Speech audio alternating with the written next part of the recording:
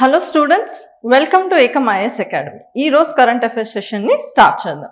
ఈ రోజు current affairs topics ఏంటో చూద్దాం. Index of service production, Rani Lakshmibai of Jhansi, Kirthai 2 hydro electric project, Jan Vishwas act 2026, fixed dose combination, emergency provisions, golden langurs.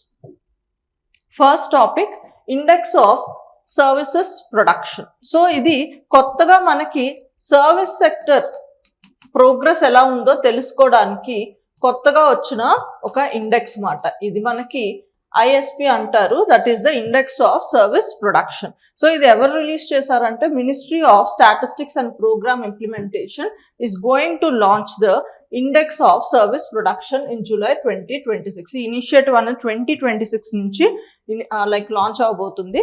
And ఇది ఎవరు launch చేశారంటే ministry of statistics and programme implementation అన్నమాట. So index గురించి వివరాల్లోకి వెళ్దాం. The index of service production is a monthly high frequency indicator developed by Ministry of Statistics and Program Implementation to measure the short term changes in the real output of India's formal service sector. So ఇది ముఖ్యంగా దీన్ని దేనికోసం launch చేశారంటే మంత్లీగా మనకి service sector progress ఎలా ఉందో తెలుసుకోవాలి. ముఖ్యంగా ఏ డైమెన్షన్లో? Formal service sector. Formal service sector అంటే రిజిస్టర్డ్ కంపెనీస్ని మనం ఫార్మల్ అంటాం. ఉదాహరణకి బ్యాంకింగ్, ఐటీ ఇండస్ట్రీ, అలాగే మనకి hotel chain of hotels, okay. So insurance, ఇలాంటివన్నీ మనకి టెలికాం సెక్టర్, ఇవన్నీ ఫార్మల్ సర్వీస్ సెక్టర్కి వస్తాయి అన్నమాట. సో మంత్లీ వీటి గ్రోత్ ఎలా ఉందో, వీటి ప్రోగ్రెస్ ఎలా ఉందో తెలుసుకోవడానికి వస్తున్న ఇనిషియేటివ్ అన్నమాట. It is design to complement the index of industries production for the services sector. So మనకి ఇండస్ట్రీ మ్యానుఫ్యాక్చరింగ్ సెక్టర్ ఎలా ఉందో తెలుసుకోవడానికి మనకి ఇండెక్స్ ఆఫ్ ఇండస్ట్రియల్ ప్రొడక్షన్ అని చెప్పి ఉంది. సో ఇప్పుడు సర్వీస్ సెక్టర్ ప్రోగ్రెస్ ఎలా ఉందో తెలుసుకోవడానికి దానికి మనం ఇండెక్స్ ఆఫ్ సర్వీస్ ప్రొడక్షన్ ని ఇంట్రడ్యూస్ చేయడం జరుగుతుంది అన్నమాట. Okay. So it is developed by technical advisory committee chaired by Debjani Ghosh. Okay. Key features of ISP coverage అన్నది it covers only the formal service sector and excludes the informal sector and non-market government services. Okay. So అంటే గవర్నమెంట్తో register అయిన companies అవి ఉంటాయి కదా service సెక్టర్లో, వాటినే ఇది analyse చేయబోతుంది. సో బేస్ ఇయర్ ఏదైనా తీసుకుంటుంది 2024 to 25. మీరు నాకు ఐఐపికి బేస్ ఇయర్ ఏంటో మీరు కామెంట్ సెక్షన్లో చెప్పండి. Okay. Methodology uses of fixed weight last per year's volume index with GVA based weight smart. So ఈ మెథడాలజీని యూజ్ చేస్తూ అది క్యాలిక్యులేట్ చేయడం జరుగుతుంది. ఇది ఒక గ్లోబల్ స్టాండర్డ్ అనమాట. Okay. Measures real growth. So అసలు రియల్ గ్రోత్ ఎంత ఉందో అంటే ఇన్ఫ్లేషన్ ఇవన్నీ తీగా రియల్ గ్రోత్ ఎంత ఉందో కూడా మనకి ఈ పర్టికులర్ ఈ ఇండెక్స్ ద్వారా మనం తెలుసుకుంటాం అన్నమాట. సో డేటా ఎక్కడి నుంచి తీసుకోబోతుంది? ముఖ్యంగా జిఎస్టీ డేటాని అనలైజ్ చేసి మనకి ఈ ఇండెక్స్ అంతా ఇవ్వడం జరుగుతుంది. జిఎస్టీ డేటా మనకి ఏ సెగ్మెంట్స్లో తీసుకుంటుందంటే trade, transport, telecom, accommodation, real estate, professional services, ఇలాంటి ఈ డైమెన్షన్లో జిఎస్టీ డేటాని తీసుకోవడం జరుగుతుంది. అలాగే అడ్మినిస్ట్రేటివ్ డేటాని ఏ డైమెన్షన్లో తీసుకోవడం జరుగుతుంది అంటే ఏ సెగ్మెంట్స్ కోసం తెలుసుకుంటుందంటే railways, air transport, banking and insurance. అలాగే మనకి ఏఎస్ఐ, ఎస్ఎస్సి డేటా అన్నది మనకి private health and education services కోసం తీసుకోవడం జరుగుతుంది. సో ఎక్స్క్లూడెడ్ సెక్టర్స్, ఇందులో కూడా అన్ని సర్వీస్ సెక్టర్ గురించి మనకి ఈ పర్టికులర్ ఇండెక్స్ అంటూ రాదన్నమాట. కొన్ని సెక్టర్స్ అన్నవి ఎక్స్క్లూడ్ అయ్యే, ముఖ్యంగా public administration and defence dimension, ఎందుకంటే ఇది కూడా మనకి సర్వీస్ సెక్టర్ కింద వస్తుంది. Government run health and education services, అలాగే personal services, gambling and other non marketing activities. So ఈ ఎక్స్క్లూడెడ్ లిస్ట్ అన్నది గుర్తుంచుకోండి, ఎందుకంటే మనకి it gives data or it gives progress of the service sector of all the components that's present in the service sector అంటే కాదు. కొన్ని సెగ్మెంట్సే exclude అవుతున్నాయి. ముఖ్యంగా ఈ 4 డైమెన్షన్స్ అన్నవి ఎక్స్క్లూడ్ అవ్వడం జరుగుతుంది. Okay. Next, Rani Lakshmibai of Jhansi. ఇది న్యూస్లో ఎందుకుందంటే మనకి on June 18, 1858 Rani Lakshmibai of Jhansi was martyred fighting British troops near Gwalior during the revolt of 1857. Revolt of 1857లో మనకి ఫస్ట్ వార్ ఆఫ్ ఇండిపెండెన్స్ అంటారు మన హిస్టరీలో. ఓకే, సో ఇందులో ఈ రాణి లక్ష్మీబాయి నుంచి ఇందులో చనిపోయారు అన్నమాట. సో ముఖ్యంగా అందుకే ఇది న్యూస్లో ఉంది. సో మన ఎగ్జామ్ డైమెన్షన్లో ఫేమస్ పర్సనాలిటీస్ గురించి తెలుసుకోవాలి కదా, సో అందుకు మనం ఝాన్సీ లక్ష్మీబాయి గురించి తెలుసుకున్నాం. So Rani Lakshmibai was the queen of princely state of Jhansi మాట. After her husband Gangadhar Rao died without a biological son, the East India Company refused to accept her adopted son as a heir. So using the doctrine of lapse, the British annexed Jhansi.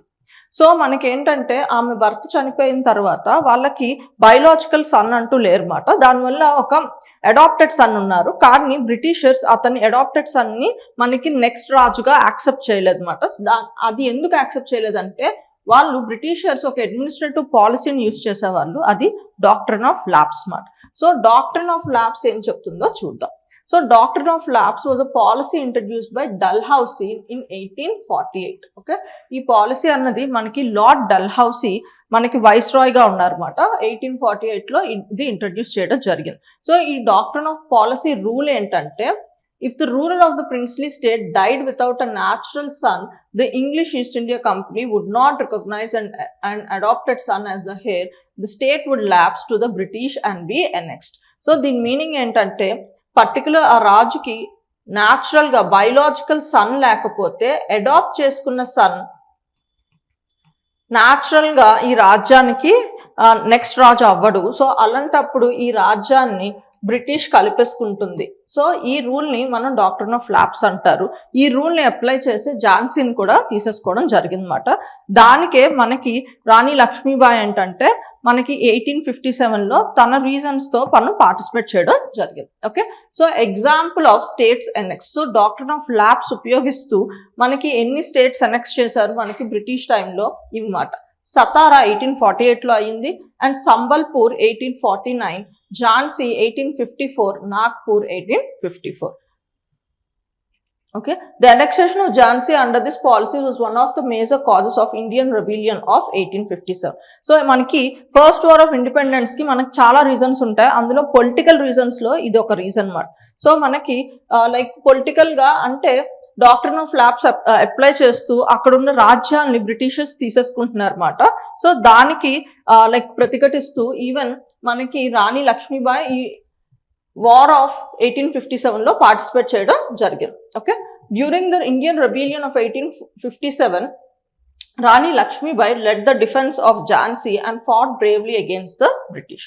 She later joined forces with Tantia Tope and other rebellion leaders. She died fighting the British near Gwalior on 18 June 1858. So ఆమె అందులో participate చేస్తూ ఆమె గ్వాలియర్లో చనిపోవడం జరిగింది అన్నమాట. Okay, so ఇలా ఆమె she became a symbol of courage, patriotism and resistance against the British rule అన్నమాట. Next Kirthai 2 hydro electric project. So ఇది మనకి న్యూస్లో ఉంది, ఎందుకు న్యూస్లో ఉందో తెలుసుకుందాం. The Forest Advisory Committee of the Ministry of Environment, Forest and Climate Change has recommended in principle approval of the forest land for 820 megawatt Kirtai hydroelectric project. So ఈ project ని కన్స్ట్రక్ట్ చేయడానికి మనకి ministry of environment and climate change వాళ్ళు మనకి approval ఇచ్చారు, అందుకే ఇది news లో ఉండడం జరిగింది అన్నమాట. ఓకే, సో ముఖ్యంగా దీని గురించి మనం తెలుసుకోవాలి. So Kirthai 2 is a run of the river hydroelectric project planned on the Chenab river in the Jammu and Kashmir. So ఈ పర్టికులర్ రివర్, ఈ పర్టికులర్ డ్యామ్ అనేది ఎక్కడ కన్స్ట్రక్ట్ చేయడం జరుగుతుంది, చినాబ్ రివర్ మీద కన్స్ట్రక్ట్ చేయడం జరుగుతుంది అన్నమాట. అండ్ ఇది ఒక run of the river hydro electric project అన్నమాట. ఓకే, సో మనకి ఇండస్ రివర్ వాటర్ సిస్టమ్ ఉంది కదా,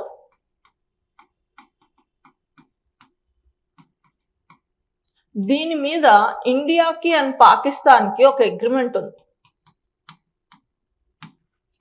ఇండస్ వాటర్ ట్రీటీ 1960 మాట. సో దీని ప్రకారం ఏంటంటే మనకి రవి బి సట్లజ్, అలాగే మనకి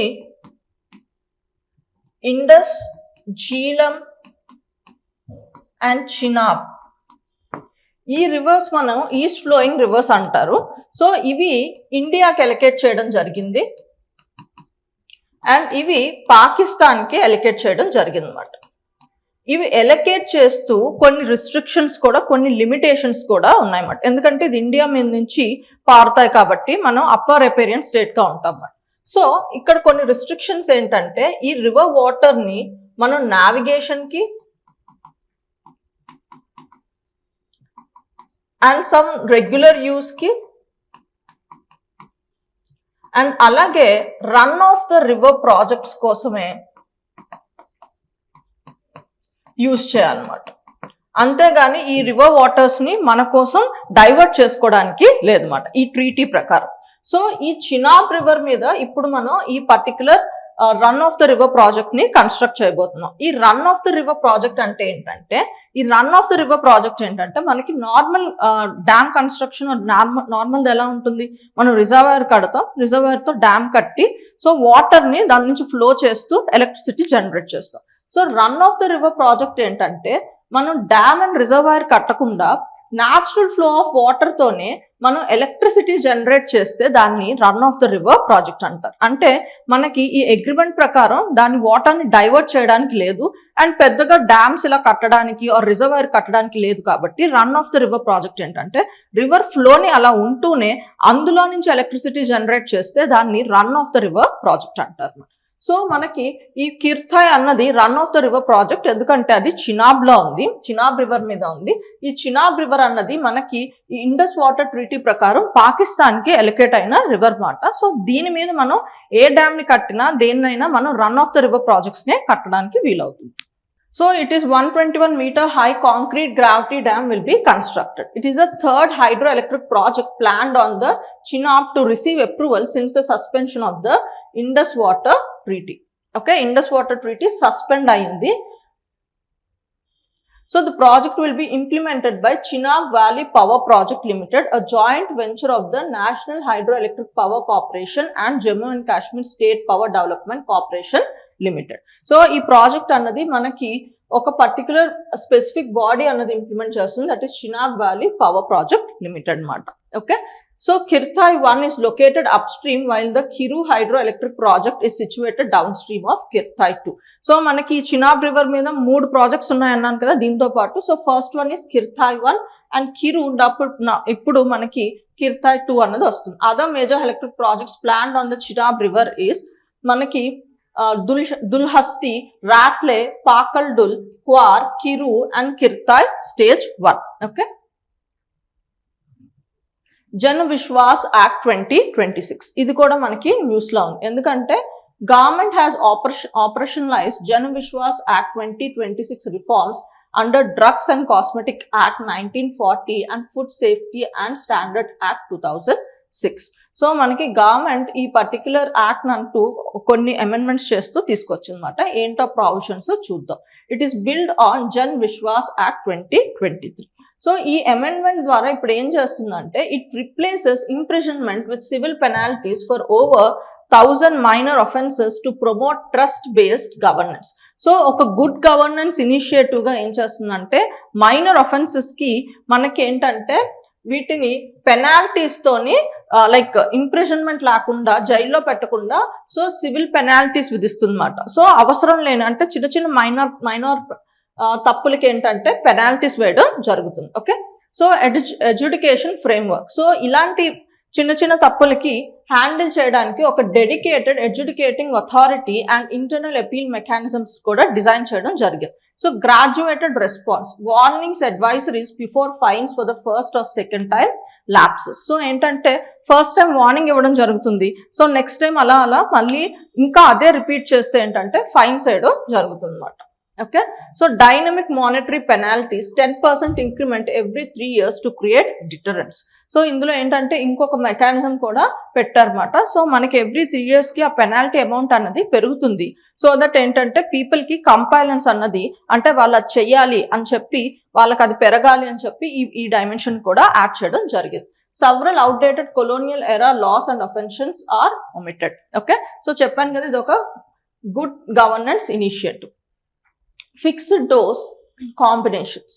సో ఇది కూడా మనకి న్యూస్లో ఉంది. Government ban 16 fixed dose combination drugs including certain antibiotic combinations and herbal dermatological creams like aloe vera as their benefit lack scientific justification.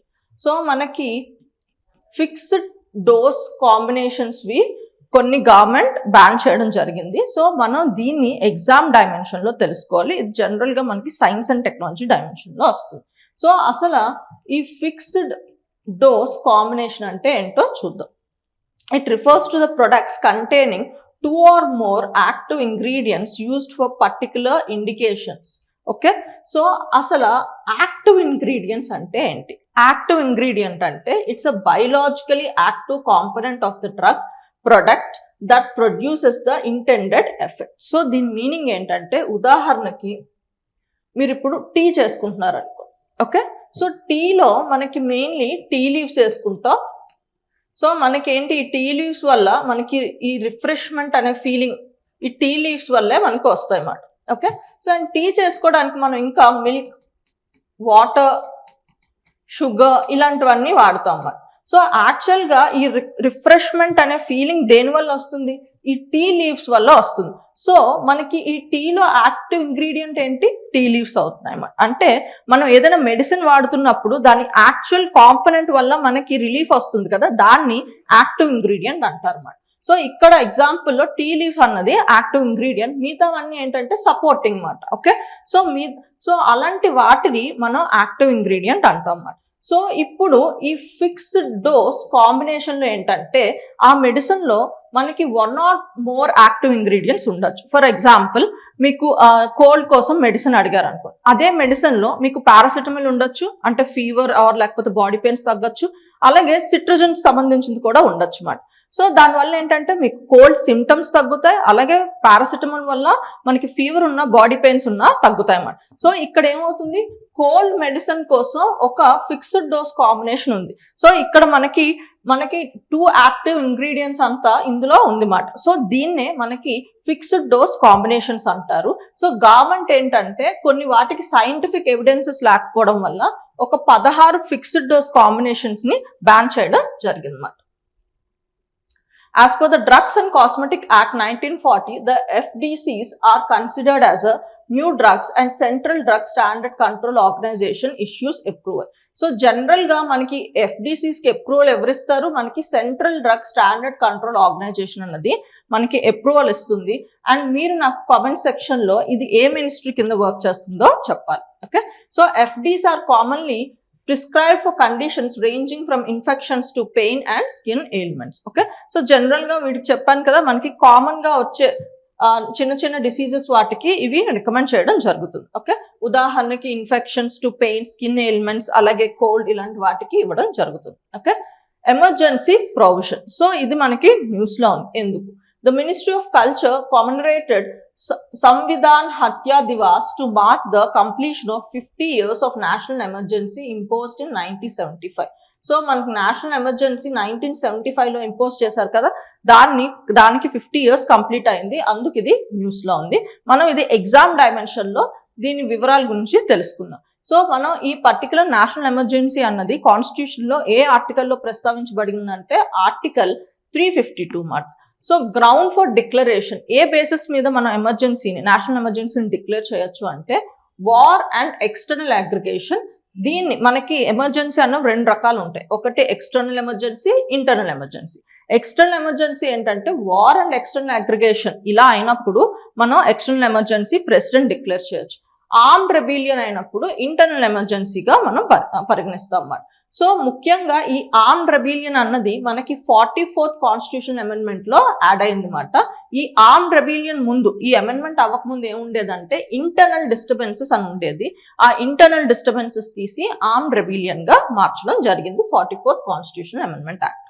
Okay, so applicability ఏంటంటే entire country or only part of the country. మనకి president మనకి emergency declare చేసినప్పుడు మొత్తం కంట్రీకా are కొంత పార్ట్గా కూడా అందులో mention చేయడం జరుగుతుంది.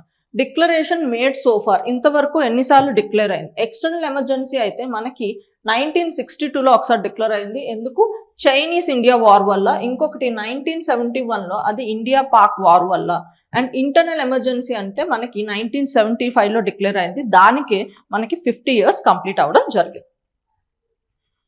Next, golden langurs. 7 golden langurs rescued from a alleged interstate wildlife trafficking network in Assam were released in Sikna Jwhlao national park మాట. ఓకే, సో మనకి ఈ గోల్డెన్ లంగూర్స్ ఎందుకు న్యూస్లో ఉందంటే వీటిని రెస్క్యూ చేయడం జరిగింది అస్సాంలో, అందుకు ఇది న్యూస్లో ఉంది. సో మనం ఇది ఎగ్జామ్ డైమెన్షన్లో, బయోడైవర్సిటీ ఆస్పెక్ట్ డైమెన్షన్లో తెలుసుకోవాల్సిన అవసరం ఉంది. సో కన్జర్వేషన్ స్టాటస్ ఏంటి? IUCN ఎండేంజర్డ్ అనమాట. ఓకే, అలాగే మనకి ఇది వైల్డ్ లైఫ్ ప్రొటెక్షన్ యాక్ట్ 1972లో షెడ్యూల్ 1 యానిమల్గా ఉంటుందన్నమాట. అంటే దీనికి మ్యాక్సిమం ప్రొటెక్షన్ ఉంటుంది. అలాగే మనకి సైట్స్లో అపెండిక్స్ 1లో ఉంటుందన్నమాట. ఈ సైట్స్ అనే ప్రోటోకాల్ ఏంటంటే ఇంటర్నేషనల్ ట్రేడ్లో మనకి ఇలాంటి కన్జర్వ్డ్ యానిమల్స్, కన్జర్వ్ కాబోతున్న యానిమల్స్ని ఆ ట్రేడ్ నుంచి ప్రొటెక్ట్ చేస్తుందన్నమాట. So international trade is highly restricted. ఇది అపెండిక్స్ 1 ఈ లిస్ట్లో మెయింటైన్ చేస్తే వాటి మీద స్ట్రిక్ట్ రెగ్యులేషన్ ఉండడం జరుగుతుంది. Distribution found only in Bhutan, north eastern India, mainly Assam. Okay, so ఇది ఈ ప్రాంతానికి ఎండమిక్ మాట. Lives between the Manas river east side ఉంటుంది, అలాగే శంకోష్ రివర్ వెస్ట్ సైడ్ ఉంటుంది, అండ్ బ్రహ్మపుత్ర రివర్ మనకి సౌత్ సైడ్ ఉంటుంది అన్నమాట. మనకి మానస్, శంకోష్ రివర్ అండ్ అలాగే బ్రహ్మపుత్ర రివర్, సో ఈ మధ్య ప్రాంతాల్లో ఇవి ఉండడం జరుగుతుంది. Habitat lives in forests such as moist evergreen forest, riverside forest, moist deciduous forest, temperate and subalpine forest. అంటే కొండల మీద మనకి ఆల్పైన్ వెజిటేషన్ ఉంటుంది కదా, సో అలాంటి దగ్గర కూడా ఇవి ఉంటాయి అన్నమాట. Can also survive in some degraded forests with regrown vegetation. Okay, next, characteristics. General characteristics ఏంటి? ఇది golden color fur. Okay, and eats mainly leaves మాట. Okay, so ఇవి mainly herbivorous. Has a multiple chambered stomach like cows. Okay, and we uranial animals antaru, ante they are active during the day, and వీటిని arboreal animals అంటారు. ఎందుకంటే mostly ఇవి మనకి trees మీద కనిపిస్తే vocational గా గ్రౌండ్ మీద దిగుతాయి అన్నమాట. అందుకే వీటిని arboreal animals అని చెప్పి అంటారు. Thank you.